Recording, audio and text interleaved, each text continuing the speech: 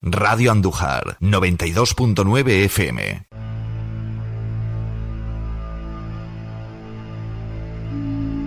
Escuchas Jaén, un verano de leyenda.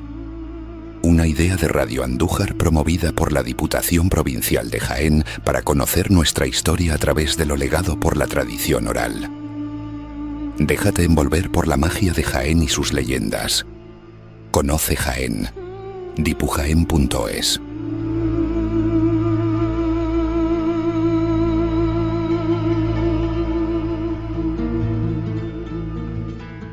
Jaén, un verano de leyenda.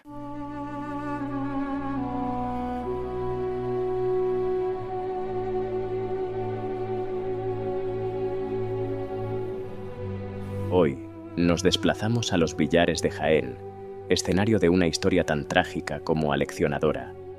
Un joven cordobés se atrevió a robar las joyas de la Virgen de la Capilla en Jaén y, según la crónica de la época, fue la propia luz de la imagen la que lo obligó a tapar su rostro. Lo que sucedió después quedó grabado en la piedra para siempre, como un mensaje silencioso que aún hoy permanece visible en el templo de San Ildefonso. Os dejamos con una justicia ejemplar.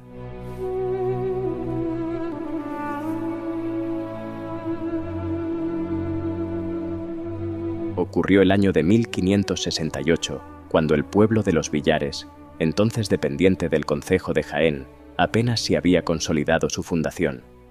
En tales fechas, la capilla de San Ildefonso, de Jaén, todavía con la titularidad de Capilla de la Visitación de Nuestra Señora, ya se significaba como uno de los espacios sacros más señalados de Jaén, favorecido por la generosidad de los fieles con múltiples ofrendas votivas que poco a poco configuraron un rico patrimonio.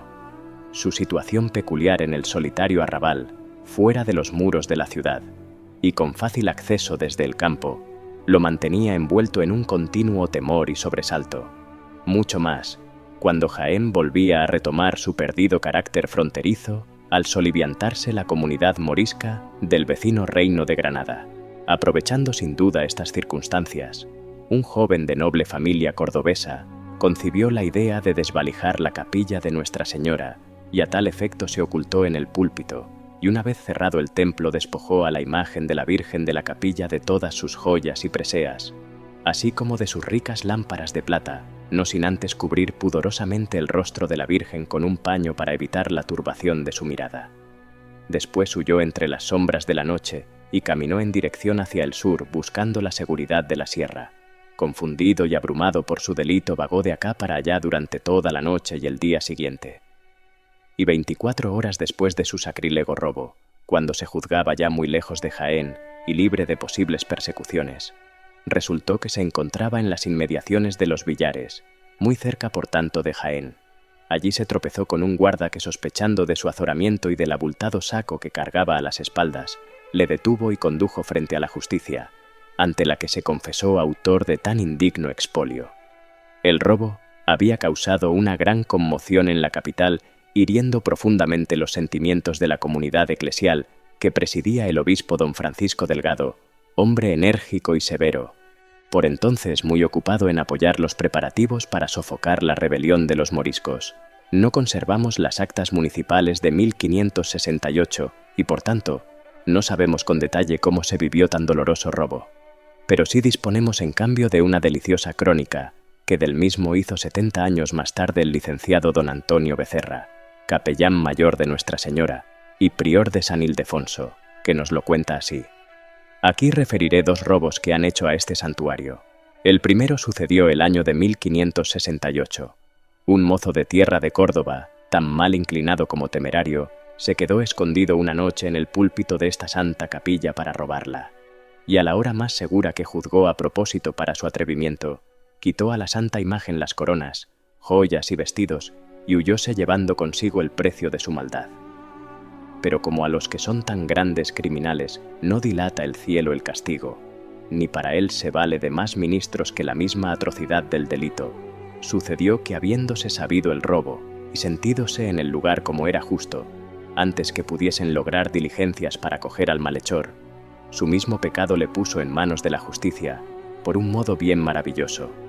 porque habiendo caminado toda la noche y el día siguiente con la prisa que le ponía el miedo a su castigo, pareciéndole estaría ya a más de 30 leguas, según él dijo, de esta ciudad de Jaén, se halló al anochecer junto a un lugar que llaman Los Villares, a menos de 1 legua de aquí, donde un guarda le encontró tan turbado, que sin más indicios le conoció el hurto y sin más ayuda que las prisiones que le ponía su culpa, lo prendió, maniató y desvalijó, y trajo a esta ciudad, donde antes de castigarle confesó que al tiempo de ejecutar su atrevimiento, fue tal la turbación, que le dio verse cerca de esta santa imagen y lo brillante de aquel santísimo rostro, que le fue forzoso tapársele.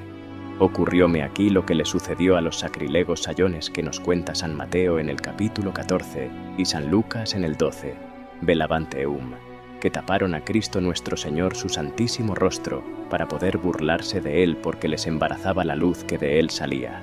Y así este pobrecillo tapó el rostro de esta santísima imagen, y fue verdad que así lo hallaron a la mañana. Sentenciáronle a muerte, y aunque vino su padre, que era hombre rico, y quiso rescatar la vida de su hijo con una gruesa limosna para esta capilla, no pudo recabar se mudase sentencia tan justa, y así le ahorcaron. Triste y ejemplar desenlace tuvo aquel robo. Desde Los Villares, lugar de su prisión, el joven delincuente fue llevado a Jaén con su botín. Encausado por la Real Justicia, se le condenó a muerte. Vino desde Córdoba su padre que movió influencias, prometiendo reparar a su costa el daño y hacer una cuantiosa donación a la capilla de la Virgen. Pero fue en vano. Los códigos eran entonces inflexibles, y más aún para delitos sacrílegos. Además, la ciudad vivía prácticamente militarizada a causa de la guerra con los moriscos, lo que hacía que en esas circunstancias la piedad pudiera entenderse como debilidad. Con las formalidades y publicidad entonces en uso, el joven, una vez reconciliado con la Iglesia, fue ahorcado, y para eterno escarmiento su cuerpo fue descuartizado, exponiéndose los cuartos, según uso y costumbre, en el lugar de Los Villares, sitio de su prisión, y en la iglesia parroquial de San Ildefonso, escenario de su delito. Y para perpetua memoria del suceso, una vez consumidos sus restos mortales, se dispuso que la cabeza, ahora tallada en piedra, se colocara sobre uno de los contrafuertes de la fachada del templo para que por los siglos de los siglos pregonara en silencio la enormidad de su culpa. Y allí sigue, sobre el contrafuerte cilíndrico inmediato a la portada renacentista de San Ildefonso, aunque desde la reforma del tejado efectuada en 1989 apenas si es visible este testimonio legendario. Y colorín colorado, esta leyenda ha terminado.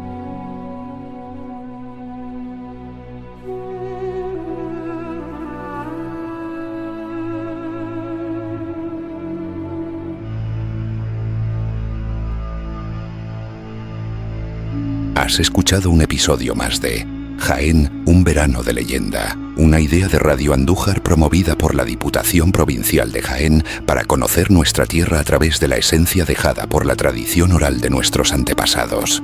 Síguelo también en nuestras redes. Conoce Jaén. dipujaén.es